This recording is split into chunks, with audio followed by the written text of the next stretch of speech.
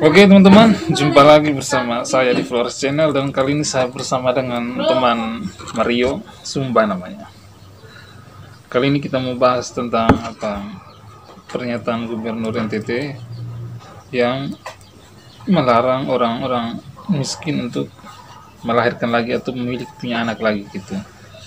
Jadi apa pendapat teman mengenai pernyataan Gubernur yang menginginkan supaya orang miskin itu kurangi jumlah anaknya atau kurangi angka kelahirannya?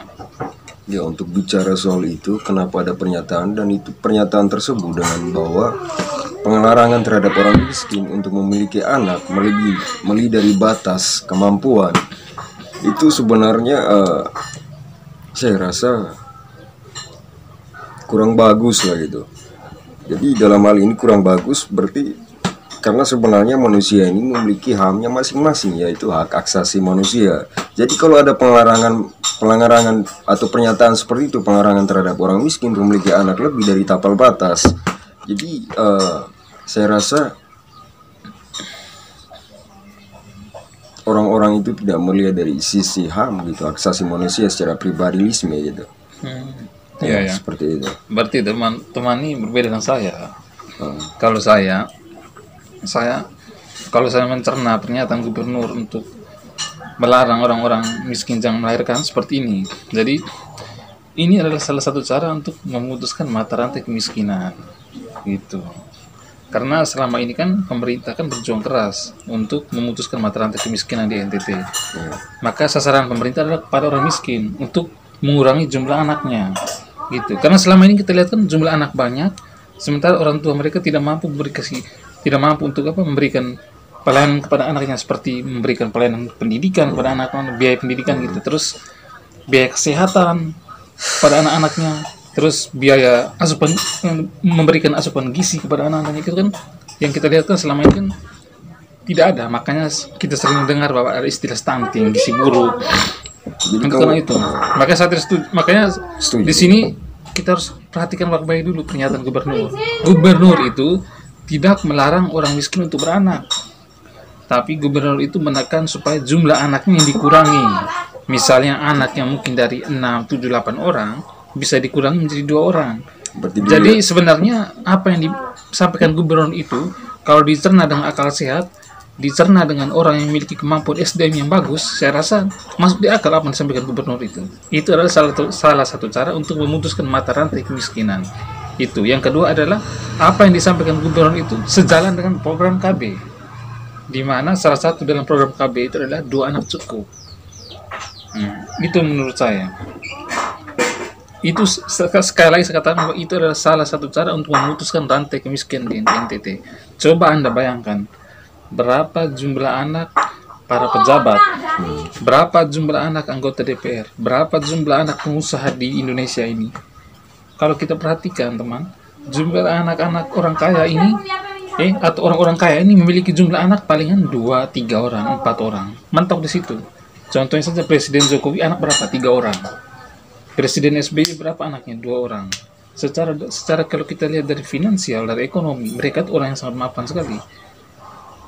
Tapi kenapa jumlah anak mereka lebih sedikit ketimbang jumlah anak orang miskin yang secara ekonominya terus saya rendah? Bertanya sedikit lah. Jadi pernyataan itu cuma dibuang kepada pihak orang miskin saja, begitu? Tidak semua gitu? Ya begini. Kalau misalkan tidak semua, berarti di sisi ini tidak ada keadilan. Karena sebenarnya kita adalah sesama manusia, mau miskin dan kaya kita adalah manusia. Nah, maksudnya begini teman. Karena aku bilang, karena begini, beranak dan masih memiliki anak, entah jumlah berapa itu kan, itu haknya orang, ya kan? Iya, itu tidak semua orang bisa melakukan intervensi, termasuk Gubernur, untuk menekan jumlah. Ya, tapi di sini mengingat bahwa apakah Anda mampu tidak memberi makan mereka? Apakah Anda mampu tidak memberi pelayanan kesehatan kepada mereka, biaya kesehatan, biaya pendidikan, asupan gizi? Apakah mampu tidak orang miskin seperti itu? Jangan setelah punya banyak anak terus tidak mampu bertanggung jawab terhadap anak-anak, tidak mampu membiayai pendidikan terhadap anak-anak, terus anak-anak jadi gembel, anak-anak jadi hidup susah, melarat. Ya kan? Kalau kita lihat di dalam Alkitab bahwa ada ayat yang mengatakan bahwa beranak cuculah dan bertambah banyak, penuhilah muka bumi ini, iya kan? Nah, sekarang setelah anak-anaknya banyak, terus dia tidak mampu kasih makan, tidak mampu membiayai pendidikan, kesehatan, dosa tidak? Beranak cucu dan bertambah banyak itu kan perintah Alkitab, itu sama dengan perintah Tuhan, toh? Kalau kita tidak mengindahkan perintah tersebut, itu kan dosa. Tapi kalau setelah kita mengindahkan perintah Tuhan, tapi kita tidak melaksanakannya, bagaimana? Sama saja dosa. Iya, memang itu adalah sebuah pernyataan atau ilustrasi yang bagus. Ya. Bagus dalam hal tidak menderitakan orang. Ya, terkhusus pada orang miskin karena yang perekonomian seperti itu menipis. Ya. Jadi kalau di sini saya merasa kurang adil begitu. Kurang adilnya seperti apa gitu? Pertanyaan saya begini. Hanya karena dia orang miskin terus dilarang untuk memiliki anak banyak, dan hanya karena dia orang kaya dia diinginkan untuk memiliki anak banyak karena dia mampu gitu. Orang kaya kan terserah dia mau punya anak 1, 2 atau anak banyak, terserah dia. Dia bisa kasih makan. Kalau orang miskin bagaimana? Apakah mau mengharapkan pemerintah? Ingat bahwa tugas pemerintah itu bukan hanya menyelesaikan masalah kemiskinan saja. Masih banyak PR yang dikerjakan oleh pemerintah. Ada ekonomi, ada kesehatan, pendidikan, dan lain sebagainya. Jadi pemerintah itu tidak hanya fokus pada masalah kemiskinan. Jadi jangan membebani pemerintah dan jangan menyalahkan pemerintah kalau ada miskin. Memangnya sebelum mengeluarkan pernyataan ini, orang tersebut tidak melihat dari sisi HAM gitu, tidak melihat dari sisi keadilan begitu. Ini semua kembali pada pribadi masing-masing, bos. Kalau seperti yang sudah bilang tadi, kalau benar sekali. Kembali kepada sisi pribadi masing-masing, di mana saya tidak setuju dengan ada pengarangan seperti itu karena kembali kepada sisi pribadi masing-masing. Kalau dia merasa dia mampu, dia punya niat untuk menghasilkan anak banyak, ya silakan. Iya, kalau dia mampu boleh. Karena itu dilihat dari versi HAM, dia memiliki HAM. Kalau dia mampu dia memiliki hak gitu. Kalau dia mampu untuk biaya kesehatan, pendidikan, dan asupan gizi kepada anak-anaknya boleh. Tapi kalau dia tidak mampu, apakah dia mau gembel terus biarkan anak-anaknya hidup melarat gitu? Saya rasa tujuan manusia semua itu adalah untuk bahagia ya. Tapi kenyataan kan tidak. Kenyataan masih banyak orang miskin di NTT. Bahkan semua. Teman, dari survei hasil dari BPS, Badan Pusat Statistik, bahwa NTT itu provinsi termiskin ketiga tingkat nasional setelah Papua dan Maluku. Tapi itu saya rasa tidak semua. Karena tujuan manusia itu sebenarnya ingin bahagia. Apapun yang hal apapun yang dialami saat ini, entah tertatih apapun dia rasakan saat ini, dia tetap berusaha untuk bangkit dan berdiri berjalan gitu. Entah dia miskin sebagaimanapun begitu. Iya. Jadi tapi di sini kan macam kurang adil. Memang bagus ya, bagus dilihat dari sisi tinjauan perekonomian, di mana membangkitkan kembali orang yang miskin menjadi orang yang bisa bahagia seperti orang-orang yang mampu begitu. Tapi saya rasa ini tidak adil begitu. Karena bertentangan ya sama HAM. Kalau di mana HAM kalau pernyataan dia keluar? Memang pernyataan dia keluar ini HAM belum keluar gitu. HAM udah keluar lebih dulu gitu. Mana bisa kok tidak bisa dilihat dari HAM? Tidak ada keadilan. Kalau dari teman Indonesia ini gak ada keadilan gitu. Untuk apa dicetus Pancasila? Kalau dari teman Mario kan, bahwa pernyataan gubernur ini sama dengan melanggar HAM, melanggar hak asasi manusia. Karena bagi Mario, manusia itu punya hak untuk beranak dan memiliki anak yang dengan jumlah berapapun, tanpa harus melihat dari segi ekonominya, asalkan orang tua mereka berusaha keras memperjuangkan supaya anak-anak ini bisa bahagia gitu.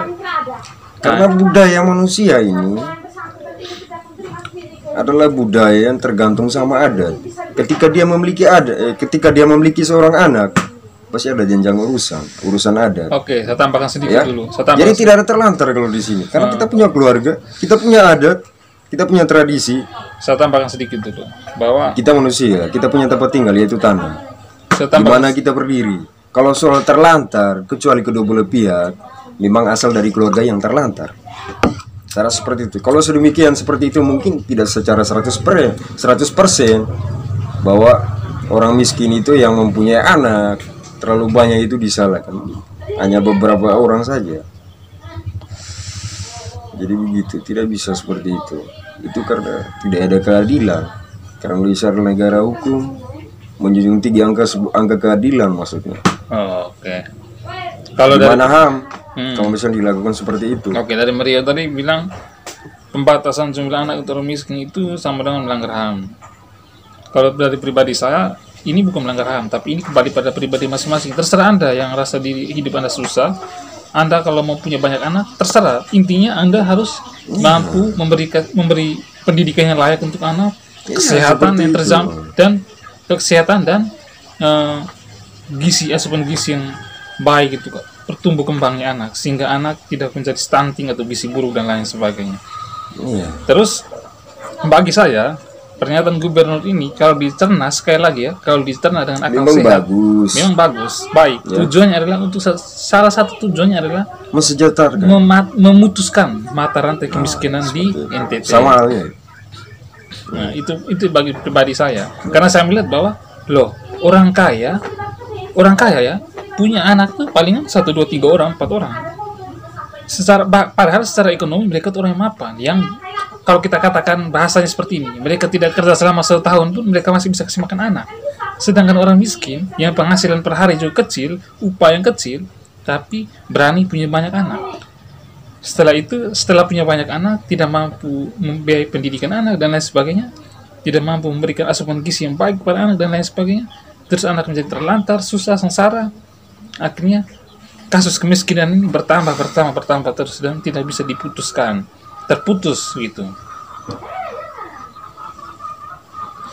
Jadi yang harus kita petik di sini adalah mencontohi orang kaya, karena seperti yang sudah sebutkan tadi, sekaya apapun mereka tapi jumlah anaknya tetap 2 atau 3 orang.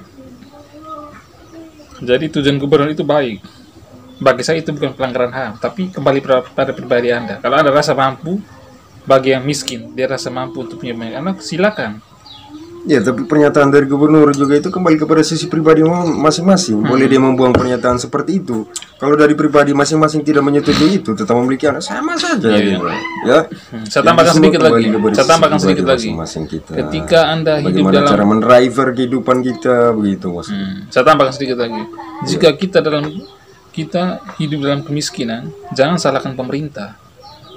Karena pemerintah tidak pernah menyuruh kita untuk hidup miskin. Iya, pemerintah berjuang untuk supaya kita kan bisa sukses gitu. Bagian. Memang bagus pernyataan dari Bapak Gubernur, itu bagus sekali sebenarnya. Malahan bagus sekali lah gitu. Jadi mungkin saya merasa kurang terima itu karena saya melihat ada sisi tidak keadilan gitu. Cuma dijurangkan pada orang yang miskin, sedangkan orang kaya dilepas gitu, terbang gitu. Sebenarnya tujuan orang miskin adalah untuk kaya. Contohin seperti yang kamu bilang tadi. Contohin untuk menjadi seorang kaya seperti mereka yang udah pada kaya. Tidak bisa begitu. Ya, mencontoh itu. Kalau kita mencekam orang miskin untuk tetap seperti itu, maka dia akan tetap miskin. Karena dia udah tertatih. Kita ikat dia, dia bisa akan tertatih terus gitu. Tidak akan bisa bangun dan berdiri lagi seperti mereka yang bisa terbang gitu. Oke.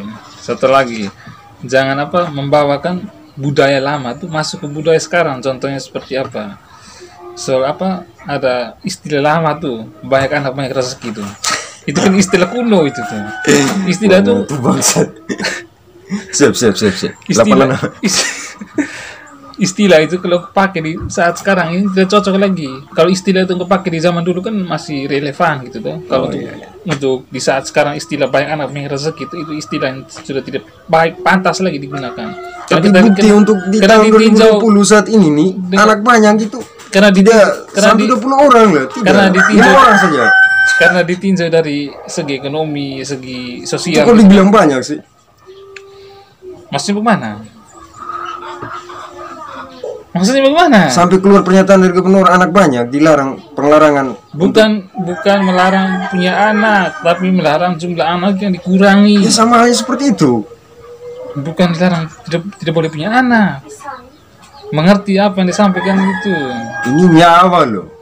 Ini nyawa manusia. Nyawa yang bagaimana? Bukan suruh membunuh. Sama secara halus seperti itu, mematikan perkembangan. Bukan suruh untuk jangan punya anak, tapi kurangi jumlahnya. Ya, sama halnya seperti itu, kurangi. Kurangi cuma 2 saya juga.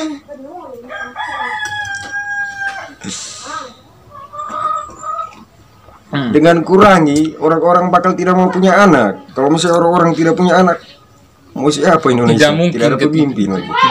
tidak mungkin kalau Cuma 1-2 orang aja. Loh. iya toh jumlah penduduk Indonesia sekarang berapa? 260-an juta lebih. Tidak dilihat dari sisi umum, lihat kembali kepada sisi pribadi masing-masing. Itu semua kembali kepada niat. Jumlah penduduk NTT berapa? 5 juta. Yang di bawah garis kemiskinan 1 juta. Itu data versi dari BPS, Badan Pusat Statistik. Jadi seperti itu. Memang pernyataan dari Bapak Gubernur itu bagus ya, bagus sekali karena dia melihat rakyatnya dia. Intinya bagus. Cuma saya pernyataan itu sampai sekali lagi saya bilang pernyataan itu menolak karena macam saya rasa tidak ada keadilan gitu. Kalau memang pernyataan ini saya salah atau benar, saya mau ada komentar ya di kolom ini. Oke, mungkin pesan terakhir teman-teman. Mungkin saya salah atau benar gitu, saya juga tidak tahu. Pesan terakhir. Ya pesan terakhir saya, pernyataan dari Bapak Gubernur itu memang bagus sekali ya, bagus sekali. Cuma kita harus mengoreksi atau mengobservasi lagi dari titik pernyataan itu. Karena kita Indonesia kan atau manusia saat ini membutuhkan sebuah keadilan, kesejahteraan, butuh keadilan gitu. Di mana HAM kalau tidak ada keadilan? Hak kita masing-masing punya loh. Oke, dari saya ya. Terserah kita mau punya anak berapa, tapi tidak 20, paling cuma 35 itu dikatakan banyak saat ini, zaman kini gitu. Yo, seperti itu. Kalau dari saya apa ya? Jangan lagi membawakan istilah lama banyak anak banyak rezeki itu ke zaman sekarang ini. Zaman dulu itu banyak anak tapi banyak tanah. Kalau zaman sekarang tanah kan susah, mahal lagi kalau ada. Tapi banyaknya tidak kayak dulu lagi. Memang benar. Orang-orang udah tidak pada ikut lagi zaman dulu. Banyak bukan berarti kayak dulu yang belasan sampai 20-an tidak. Maksimal sekarang 5. Gue dengar satu lagi. Gue dengar satu lagi nih. Dulu itu tuh pekerjaan yang mencari orang. Ya. Dulu itu pekerjaan yang mencari orang. Iya kan? Sekarang orang lah yang mencari pekerjaan. Gitu.